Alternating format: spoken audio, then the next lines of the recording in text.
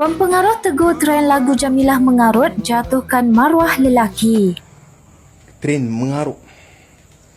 Trend yang ikut syahwat.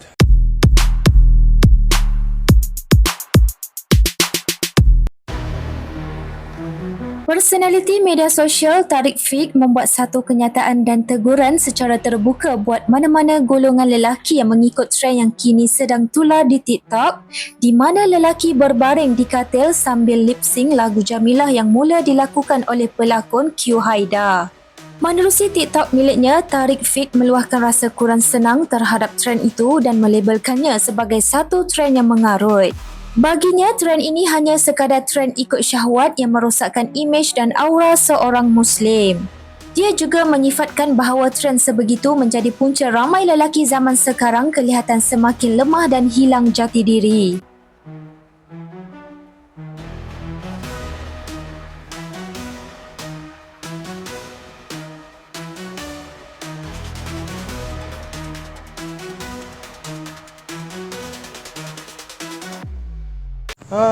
Lelaki sibuk. Jamilah.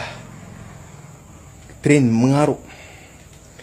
Trend yang ikut syahwat. Orang lain ikut.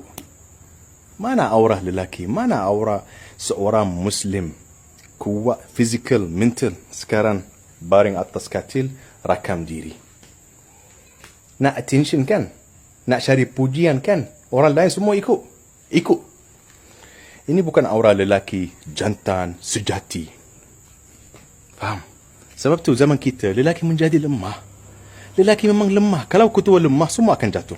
Isteri menjadi lemah, anak pun menjadi lemah. Kebanyakan yang mengganggu masyarakat kita, yang mengganggu agama kita sekarang, lelaki. Sebab lelaki lemah, tak ikut undang-undang agama Islam.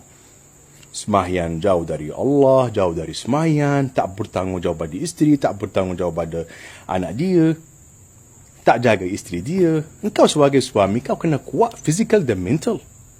Engkau ada karakter. Aku nak tanya kau satu soalan. Bila isteri kau tengok suami dia baring atas katil, apa perasaan dia? Bangga sangat ke? Pada semua yang nak menjadi lelaki jantan, engkau kena istiqamah dengan Allah Subhanahu Wa Taala. Bertanggungjawab pada keluarga kau, ayah, mak, adik-beradik.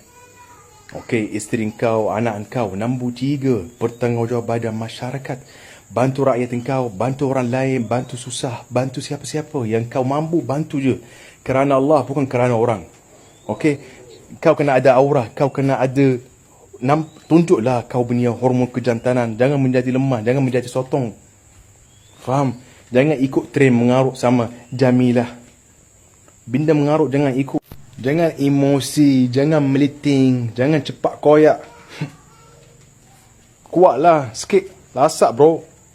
Jom kembali fitrah.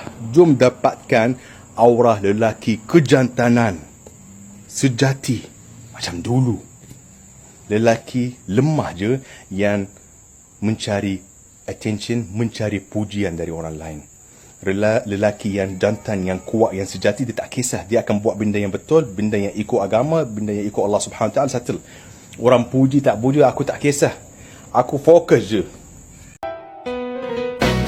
Dudu adu Jamilah, gadis